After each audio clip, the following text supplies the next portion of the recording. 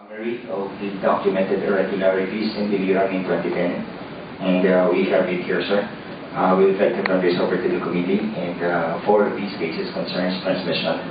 But the most telling of this one, sir, is that if you will actually open up the audit log reports, like we have in Biliran, of all those transmissions, I think out of 166 cluster precincts, only 53 was able to transmit, and 52. Mind you, 52, 99.6%. Nauna hong tumanggap yung PCOS, yung MBOC bago na-record ng PCOS na transmit siya. In other words, sir, like for example, in precinct 22, for example, Times span, sir, the PCOS sent it at 11:05. Yet, the MBOC received it at 10:54. And in the minutes of voting, it was duly recorded it was received at 10:54, or 11 minutes before the PCOS actually sent it. Now, we cannot say that this is an innocent mistake, because 98.6% of all precincts PCOS transmitted late, MBOC received it in advance by a variety of 2 minutes to 131 minutes. And it's all recorded here, Mr. Chairman. Upon submission, then we will study it, and then if the joint committee will decide to ask for a formal explanation from the company. Yes, sir. In writing na lang, sir, para mapag-aralan nyo rin. Ang record na po, tanong ko lang mo, Mr. Di ba naging subject na po yan ang protest? Sir, I have quite clearly said before in the previous committee, we divided the issue of the protest. The HRAD is manual, sir. The unlawful extension of voting, in which I introduced. Anyway, yes, sir. Ganun na lang, upon your submission, we will study. This is if we will be convinced with the substance of your allegations, we will ask the COMELEC to respond in writing so that we will have a record of their explanations. One more, Mr. Chairman. I want to make it clear, that's 2010 po, no? 2010. But this one's 2013 in connection with meron pa pang 2013? question. Yes, a new case, Mr. Chairman. In connection with the question of the Honorable Barsaga, sabi ho ni Chairman Brillantes, they have a technical way of counting the ballots. However, Mr. Chairman, if you go back to the mysterious lines, I clearly remember Chairman Brillantes said, walang precinct that had a significant impact yung mysterious lines, Mr. Chairman. But I would like to point this out in precinct 193, Barangay Talima, Lapu-Lapu, Cebu City, Lapu-Lapu City, Cebu Province. Kay Senator Papaquino, kailangan po kayong dagdagan ng 57 votes. At kay Senator Coco Pimentel, kailangan mo kayo dagdagan ng 59 bago ko kayong babawasan mo again ng 22 votes for the same precinct because of the effect of the mysterious lines. Tama ko yan. Siguro nga, tama ko yung sinasabi nyo. Pero sinasabi ko ho, pag natatanggalan ho ba si Senator Papaquino ng 52, natatalo ba siya? No, Mr. Chairman. Yung number 1 ho ba siya? Magbabago ba rin ito? No, Mr. Chairman. Okay, ganito. I have been informed of Lapu-Lapu City, but I asked for, you're relying on a table.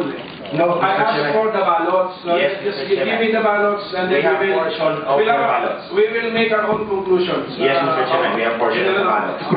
May protest na ho ba yung Lapu-Lapu City?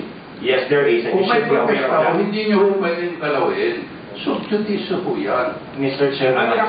Mr. Chairman, since these are photocopies of, I think, printed, Yes. equipped ballots, the committee would want to be furnished copies, and we will take a look at those. I will turn this over to the committee, Mr. Chairman. We will not interfere with the protest. Wala naman kami comment on the protest that you should add Hindi ho, pero pag tinignan nyo na ho yung mga decryption, yung mga lines, tinitignan ho namin yan sa protesta.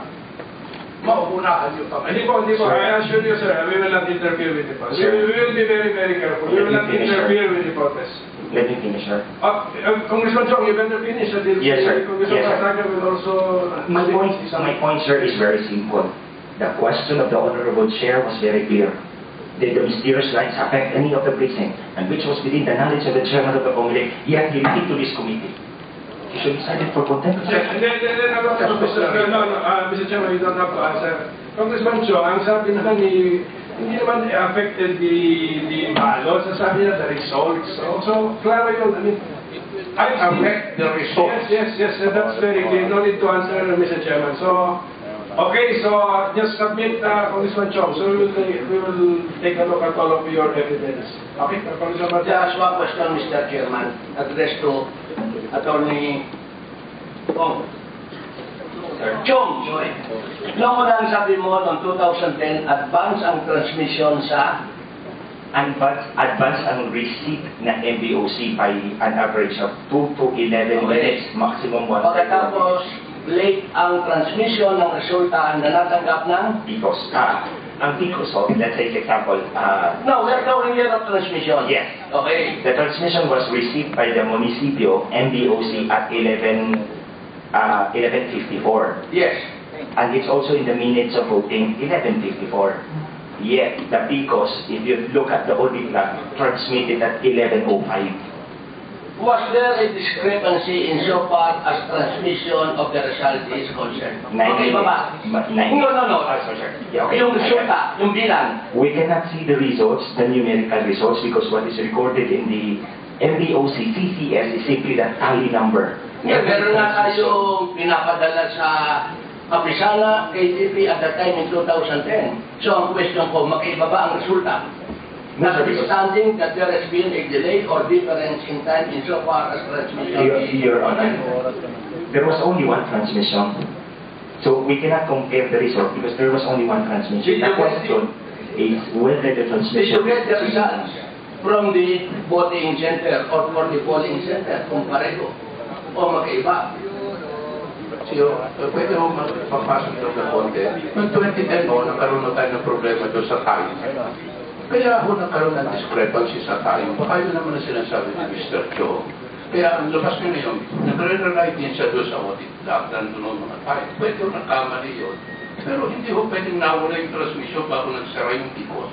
Mr. Chair, Well, kaya ano mangyari? He's relying on the time as recorded in the audit log. as compared with the Which we MBOC, corrected already in 2013. No, my point only, Mr. Chairman, is in 2010, I recall that there was an error in so far as the time is concerned.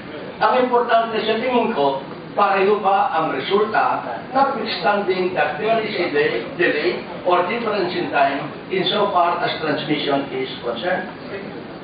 Magkaiba ba ang resulta? there was only one transmission, sir. Hindi nga yung resulta kasi binibigyan naman tayo ng kopya ng resulta sa polling place tayong mga kandidato. Okay, sir, ganito. Kaya tanong ko simple, may pagkakaiba ba o wala? There's no difference. Oh, Yet the okay. question, sir, is this.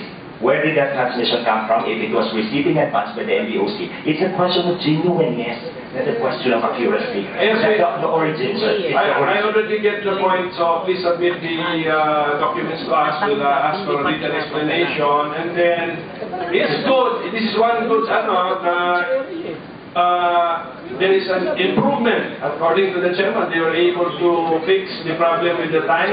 So just explain it in your answer once you receive our communication. Senator Makino.